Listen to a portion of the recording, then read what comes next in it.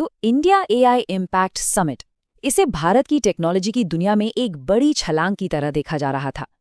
पर क्या ये वाकई एक शानदार शो था या फिर एक ऐसी गड़बड़ी जिसे कोई भूल नहीं सकता? चलिए आज इसी की पड़ताल करते हैं कि इस बड़े इवेंट में आखिर हुआ क्या था। देखिए, इस कहानी में ना कई पहलू हैं। हम शुरुआत करेंगे उस भव्य मंच से जो पूरी दुनिया को दिखाने के लिए सजाया गया था, और फिर एक एक करके उन सारी मुश्किलों को देखेंगे जो बहुत जल्द सामने आने लगी। सोचिए, एक तरफ तो बात हो रही थी भारत को दुनिया का एआई लीडर बनाने की, बड़े बड़े वादे थे, और दूसरी तरफ असलियत ये थी कि एक एआई समिट में पेमेंट, वो भी सिर्फ कैश से। बस यही जो फर्क है ना, वादे और हकीकत का, यही इस पूरी कहानी का सेंटर पॉइंट है। बात है फरवरी 2026 की। इंडिया एआई इम्पैक्ट समिट को सिर्फ एक कॉन्फ्रेंस की तरह नहीं, बल्कि एक जश्न की तरह पेश किया जा रहा था। दुनिया के बड़े बड़े टेक दिग्गज, सुंदर पिचाई से लेकर सैम ऑल्टमैन तक, सबकी नजरें इस पर थीं। और लक्ष्य तो बहुत बड़े थे। एआई से जुड़े नियम कानून बनाने में दुनिया को रास्ता दिखाना, अरबों डॉलर का इन्वेस्टमेंट लाना, और जाहिर है डिजिटल इंडिया की ताकत का लोहा मनवाना। लेकिन कहते हैं ना, बड़े सपनों का सामना अक्सर कड़वी हकीकत से होता है, और इस समिट के लिए ये टकराव बहुत जल्दी, मतलब पहले ही दिन हो गया। 70,000 से भी ज्यादा लोग। पहले तो ऑर्गेनाइजर्स के लिए ये एक बड़ी कामयाबी थी, पर बहुत जल्द यही कामयाबी उनकी सबसे बड़ी मुसीबत बन गई। जरा उस दिन के बारे में सोचकर देखिए। सुबह 7 बजे से लोग 3-3 घंटे लंबी लाइनों में खड़े हैं। 9 बजे जैसे तैसे एंट्री मिलती है तो अंदर पैर रखने की जगह नहीं।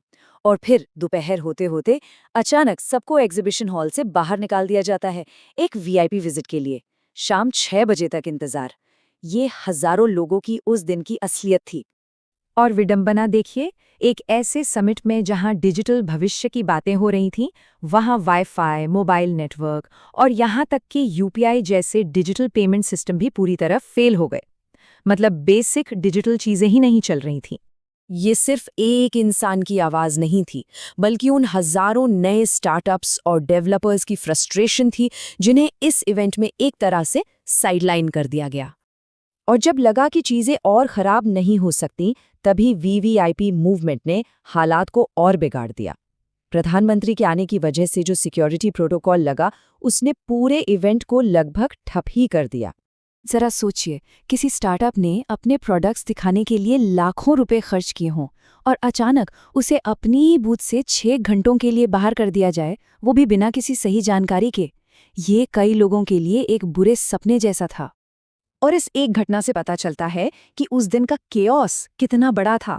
एक स्टार्टअप के लिए जो एक सुनहरा मौका हो सकता था, वो एक सिक्योरिटी नाइटमेयर में बदल गया। हाई सिक्योरिटी जोन से उनका सामान ही चोरी हो गया।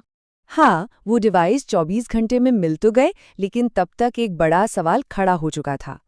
क्या ये समिट नए इनोवेटर्स को बढ़ावा देने के लिए था, या सिर्फ वीवीआईपीज के लिए एक बड़ा सा फोटो ऑप? पर बात सिर्फ मैनेजमेंट की गड़बड़ियों तक ही सीमित नहीं थी। जल्द ही समिट की साख पर भी सवाल उठने लगे, और वो भी बड़े गंभीर। ये एक ऐसा वाकया था जिसे शायद ही कोई भूल पाए।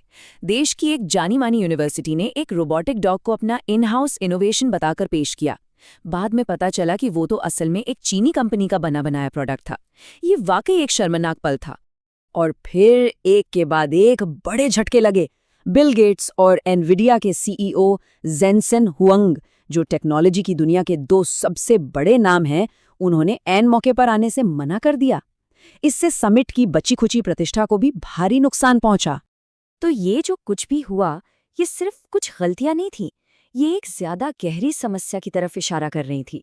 सवाल ये था कि क्या भारत सच में एक एआई सुपर पावर बनने की राह पर है, या ये सब सिर्फ दुनिया को दिखाने के लिए किया जा रहा है? कई जानकारों ने कहा कि इस समिट का असल मकसद एआई की क्षमता को बढ़ाना नहीं, बल्कि सिर्फ एक अच्छा पॉलिटिकल शो करना था। इसे उन्होंने एआई थिएटर का नाम दिया, ना कि एआई सॉवरेनिटी। समस्या की जड़ शायद इस सोच में थी कि बड़ा मतलब बेहतर।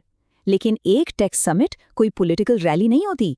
यहाँ दिखावे से ज्यादा असली काम मायने रखता है। इस पूरी चीज को एक नया नाम दिया गया, फोमाई, यानी फियर ऑफ मिसिंग एआई। ये वो डर है जो सरकारों और संस्थाओं को एआई सक्षम बनने से पहले ही एआई रेडी दिखने पर मजबूर कर देता है और ये एक बहुत ही खतरनाक ट्रेंड है। तो इस पूरे हंगामे और गड़बड़ी से आखिर क्या सबक मिलता है? हैरानी की बात है कि इसने पहली बार पब्लिक में जवाबदेही तय करने का एक मौका दिया। सरकार ने गलतियों के लिए माफी तो मांगी, लेकिन साथ ही भारी भीड़ को एआई के लिए लोगों का उत्साह बताकर एक पॉजिटिव स्पिन देने की भी कोशिश की। ये एक तरह से डैमेज कंट्रोल था, पर कम से कम गलतियां मानी तो गई। तो आखिर में ये पूरा मामला हमें एक बहुत बड़े सवाल पर लाकर खड़ा कर देता है। क्या हम सच में एआई में आत्मनिर्भरता यानी एआई सॉवरेनिटी बना रहे हैं, या फिर ये सब सिर्फ एक दिखावा है, एक एआई थिएटर? और इस सवाल का जवाब जो भी हो, भारत का एआई का भविष्य उसी पर टिका होगा।